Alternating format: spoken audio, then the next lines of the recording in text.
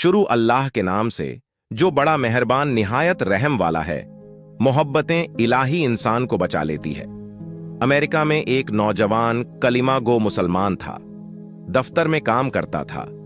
दफ्तर में काम करने वाली एक अमेरिकीन से उसका प्यार हो गया और उसकी मोहब्बत का ये ताल्लुक इतना बढ़ा कि उसने यह महसूस किया कि अब मैं इसके बगैर नहीं रह सकता। चुनांचे उसने लड़की के वालिद को यह पैगाम भेजा कि मैं इससे शादी करना चाहता हूं।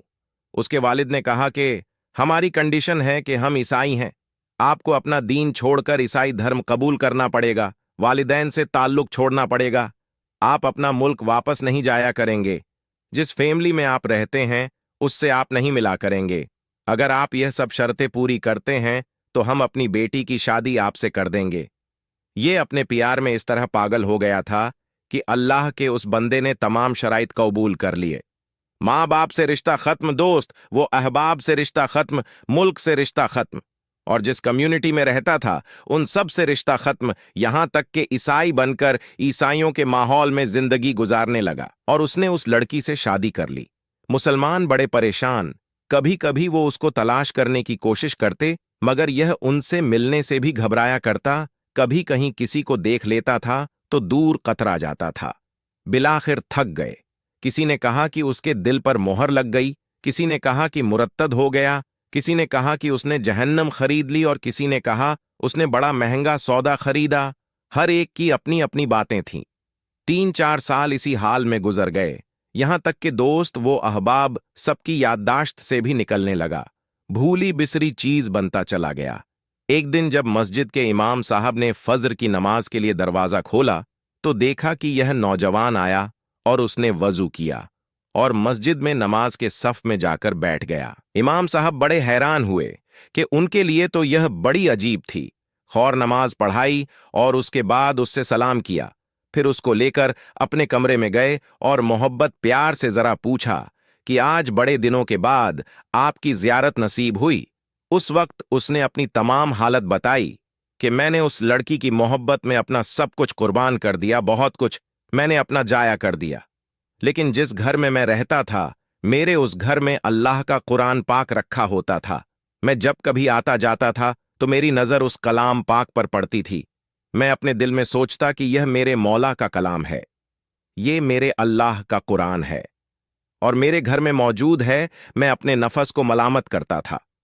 आमाल तो मेरे बुरे थे, लेकिन दिल मुझे कहा करता था कि नहीं, जिसका मैंने कलीमा पढ़ा है उससे मोहब्बत जरूर करता हूं, उसकी निशानी मैंने अपने घर में रखी जरूर है। इस तरह कई साल गुजर गए। एक दिन मैं अपने घर हस्बे मामूल आया।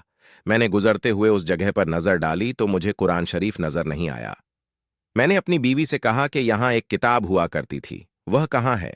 उसने कहा कि मैंने घर की सफाई की थी और गैर जरूरी चीजों को हमने घर से बाहर फेंक दिया है।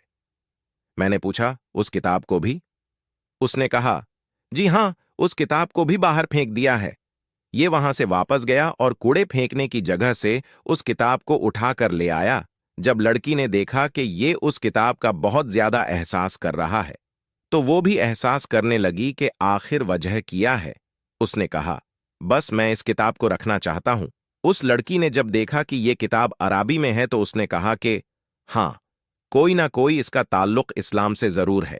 तो उसने कहा कि देखो, इस घर में यह किताब रहेगी या फिर मैं इस घर में रहूंगी, तुम्हें इसमें से किसी एक के बारे में फैसला करना होगा।